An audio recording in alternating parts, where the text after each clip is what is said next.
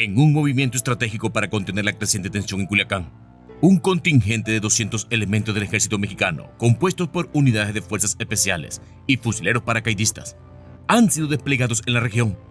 Este operativo se ha llevado a cabo en respuesta a la posible ola de violencia que podría desatarse entre las facciones delictivas tras la captura de Ismael Zambada García, alias El Mayo Zambada, líder y fundador del Cártel de Sinaloa, CDS, situación de la que hablaremos ya mismo.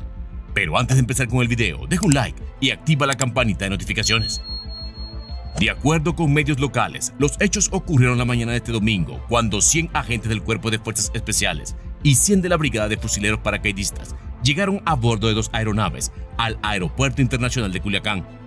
Este despliegue se realizó con el objetivo de reforzar la seguridad e inhibir las actividades de los grupos delictivos que operan en la región. Es importante destacar que estos 200 elementos se suman a los militares de fuerzas especiales que habían llegado el pasado viernes a Culiacán, Sinaloa. Este primer grupo fue desplegado un día después de la captura de Ismael Zambada García, alias El Mayo Zambada, y Joaquín Guzmán López.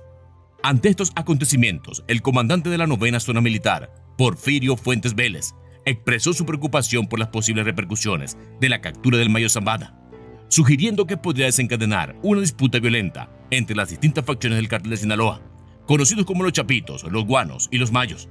La situación en Culiacán se ha vuelto especialmente tensa debido a la posibilidad de enfrentamientos entre estos grupos delictivos que buscan controlar el territorio tras la caída de sus líderes. La presencia reforzada de las Fuerzas Armadas tiene como finalidad no solo mantener el orden, sino también prevenir cualquier intento de retaliación o conflicto armado que ponga en riesgo la seguridad de los ciudadanos. Buenos días, Rubén, buenos días a la audiencia. Efectivamente, la mañana de este domingo llegaron por vía aérea más elementos militares para reforzar la seguridad ante posibles brotes de violencia que pudieran surgir debido a los reacomodos en el cártel de Sinaloa tras la captura de Ismael El Mayo Zambada, uno de los líderes más notorios en los 40 años en Sinaloa. Este nuevo arribo se da a 2 días de la llegada de 200 efectivos de las fuerzas especiales a la región, quienes, a decir de las propias autoridades militares, operarán tanto en zonas urbanas como en zonas rurales. Los efectivos castrenses arribaron al Aeropuerto Internacional de Culiacán en 2 aeronaves de la Guardia Nacional y otra de la Fuerza Aérea Mexicana, con el fin de contribuir a inhibir las actividades ilícitas de grupos delictivos con presencia en esta entidad federativa y preservar y garantizar la libertad y el orden y la paz pública en los diferentes habitantes. Las unidades de las Fuerzas Especiales y fusileros paracaidistas se caracterizan por su rapidez, movilidad y capacidad de despliegue y reacción que les permite generar y explorar con eficacia ciertos terrenos, ciertos territorios. Ahorita en estos momentos todavía nos encontramos en la base aérea y están a punto ya de salir a las calles, a patrullar las calles de Culiacán, a hacer recorridos de reconocimiento, de vigilancia, precisamente para poder estar en condiciones de hacer frente ante algún posible brote de violencia que pudiera presentarse. Hasta el momento, comentarte que no se han dado situaciones de violencia relacionadas con estos reacomodos o estos reajustes internos, aunque personal militar lo ha comentado en lo corto que se espera que pudieran haber algunas rencillas internas entre las distintas facciones. Como en todas las organizaciones, son muchos los aspectos que se deben tomar en cuenta para hablar de este nuevo enfrentamiento entre los 2 grupos pertenecientes al mismo cartel, que controlan el narcotráfico en México, en medio de una pelea interna que parece no tener fin. Ismael Zambada y Ciarres, uno de los hijos del Mayo Zambada, está considerado como el heredero del liderazgo del Cártel de Sinaloa, con un poder superior al de los Chapitos. Su vida, su trayectoria en el mundo del crimen y otros aspectos relevantes son temas que han abordado Valentín Estupiñán. Ismael Zambada y Ciarres, conocido como el Mayito Flaco, es un hombre de aproximadamente unos 75 metros de altura, que pesa alrededor de 79 kilogramos, con cabello y ojos marrones. Es uno de los 4 hijos de Ismael El Mayo Zambada, el célebre líder del Cártel de Sinaloa y una de las figuras más prominentes del narcotráfico a nivel internacional. A lo largo de su vida, los hijos del Mayo han tenido diversos encuentros con la ley.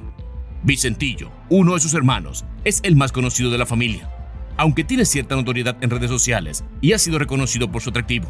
Vicentillo no es el principal brazo operativo de su padre. El Mayito Flaco, llamado así por su complexión delgada, tiene 42 años. A diferencia de sus hermanos, ha mantenido una vida privada, sin mucha información pública sobre su núcleo familiar. Esta discreción contrasta con la visibilidad de los Chapitos, los hijos de Joaquín El Chapo Guzmán, quienes frecuentemente usan redes sociales para comunicarse y muestran fotos de sus actividades y eventos. La diferencia en la exposición pública entre el Mayito Flaco y otros miembros del cartel, como los Chapitos, reflejan prácticas personales y estrategias distintas dentro de las familias del narcotráfico. En general, el Mayo Zambada y su familia son mucho más reservados que Joaquín Guzmán y sus hijos. El Mayito Flaco y el Mayito Gordo, hermanos del Mayo, se han convertido en los líderes del cartel de Sinaloa. Este cartel controla más de 20 estados en México, principalmente a lo largo de la costa del Pacífico, incluyendo Sinaloa, Baja California y Sonora. El cartel de Sinaloa está en constante disputa con esta facción del mismo grupo delictivo, dirigido por los hijos de Joaquín Guzmán, conocidos como los Chapitos o la Chapiza. Esta rivalidad interna dentro del cartel refleja una lucha por el control y el poder. El Mayito Flaco, el segundo al mando después de su padre, tiene un gran interés en los autos de lujo y las aeronaves. Su rol en la organización incluye la gestión de todas las áreas del cartel que están bajo el control de su padre. De acuerdo con una tradición familiar, el Mayo Zambada se aseguró de que sus hijos aprendieran todos los aspectos del negocio del narcotráfico desde el principio. Esto incluyó desde el narcomenudeo hasta las etapas más avanzadas como la producción, la comercialización, el contacto y el soborno con las autoridades de seguridad. También aprendieron sobre la gestión de negocios a largo plazo y a las negociaciones con proveedores, especialmente los de China, para el suministro de fentanilo. El Mayito Flaco y sus hermanos provienen de la vieja escuela de narcotráfico, donde se utilizaban diversos métodos para transportar drogas, incluyendo aviones de carga, submarinos, lanchas, vagones de tren e incluso autobuses. El transporte de drogas desde México hasta Estados Unidos ha evolucionado considerablemente a lo largo de las décadas, adaptándose a los cambios tecnológicos y las estrategias de las autoridades. En las décadas de 1980 y 1990, los carteles mexicanos utilizaron principalmente métodos tradicionales para trasladar drogas. Los cargamentos eran ocultos en compartimentos secretos de camiones, remolques y vehículos particulares. Además, los aviones ligeros se empleaban para transportar drogas a pistas clandestinas en áreas remotas. Estos métodos eran efectivos para la época, aunque relativamente simples en comparación con las técnicas actuales. Durante la década de 2000, el transporte de drogas se volvió más sofisticado.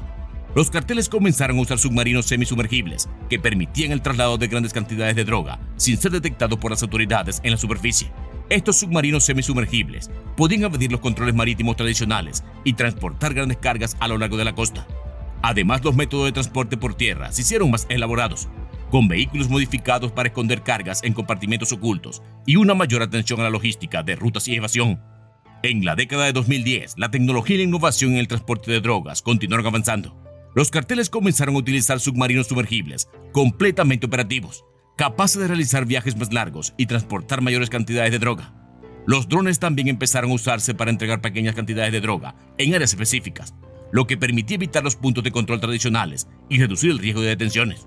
Hoy en día, los métodos de transporte de drogas siguen evolucionando para adaptarse a nuevas tecnologías y tácticas de las autoridades. Los carteles han perfeccionado su red de transporte, combinando diferentes modos para evadir la detección.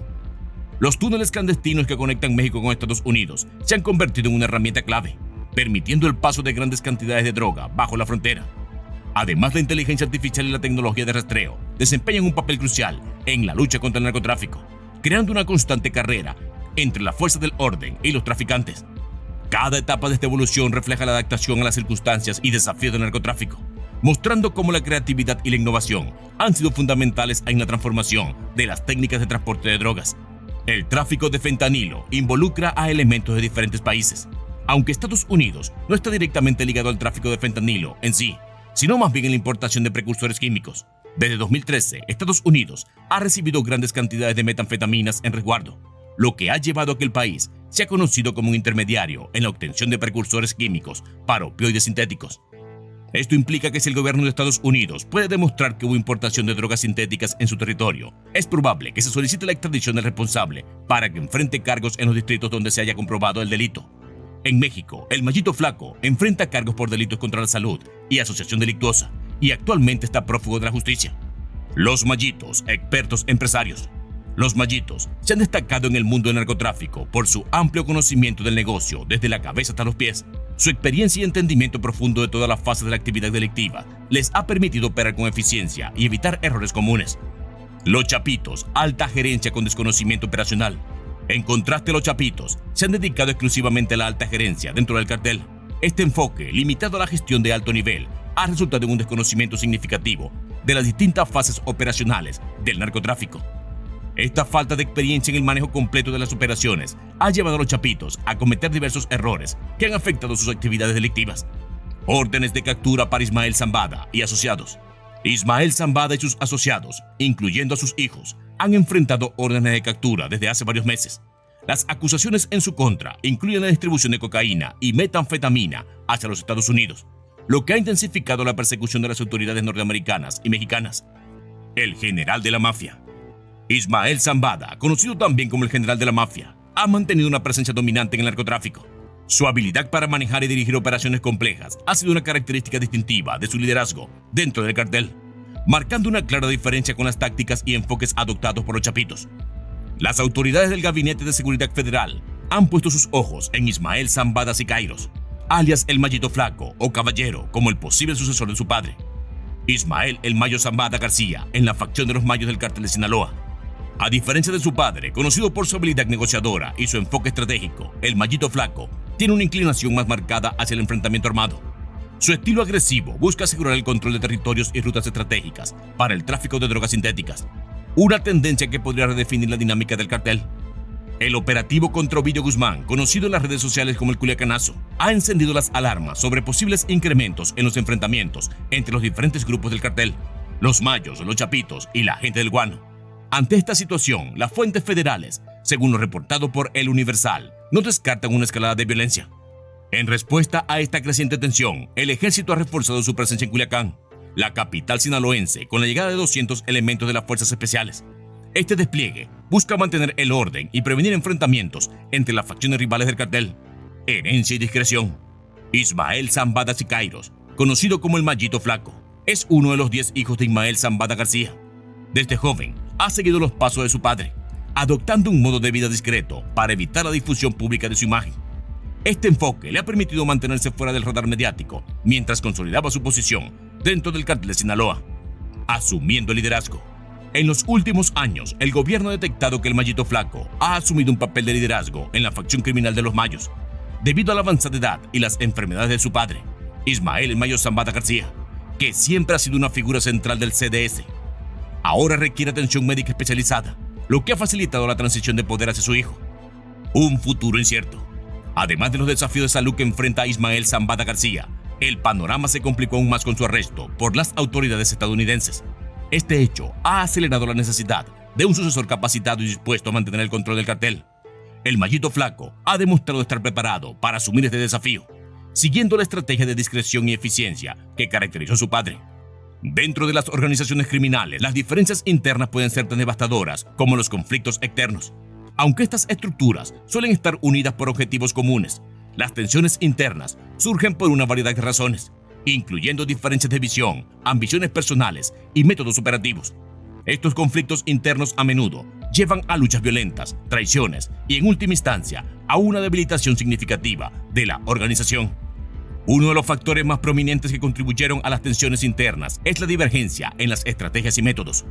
Las organizaciones criminales a menudo están formadas por facciones que representan distintos enfoques hacia el negocio ilegal.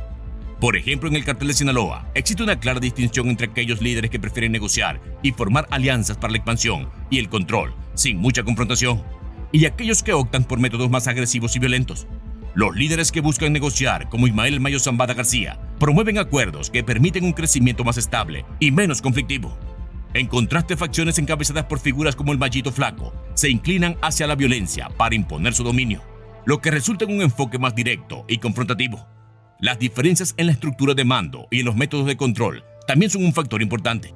Algunas facciones prefieren un enfoque centralizado, donde las decisiones son tomadas por un pequeño grupo de líderes, mientras que otras adoptan una estructura más descentralizada que otorga mayor autonomía a los miembros del nivel medio.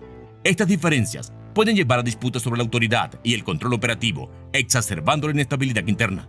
Los conflictos sobre quién tiene el control y cómo se deben manejar las operaciones pueden crear divisiones profundas dentro del grupo, afectando su capacidad para operar de manera cohesiva. Las consecuencias de estas tensiones internas pueden ser graves y multifacéticas. Los conflictos internos no solo afectan la moral y la cohesión dentro de la organización, sino que también pueden impactar su capacidad cooperativa. La debilidad interna puede hacer que el grupo sea más vulnerable a las acciones de las autoridades y a las incursiones de grupos rivales. Además, los conflictos internos pueden llevar a la fragmentación del grupo, con facciones enfrentadas que establecen operaciones independientes y competidoras. Históricamente hemos visto cómo las diferencias internas pueden llevar al colapso de organizaciones criminales. En el cartel de Medellín, las disputas entre Pablo Escobar y otros líderes contribuyeron a la desintegración de la organización. Del mismo modo, en el cartel de Sinaloa, las luchas internas han demostrado cómo las rivalidades y las diferencias estratégicas pueden debilitar al grupo en su conjunto, evidenciando las complejidades ocultas detrás de la aparente unidad de estos grupos criminales. Si te ha parecido un video interesante, deja tu comentario acá abajo, activa la campanita de notificaciones y suscríbete, que por aquí seguiremos. ¡Hasta pronto!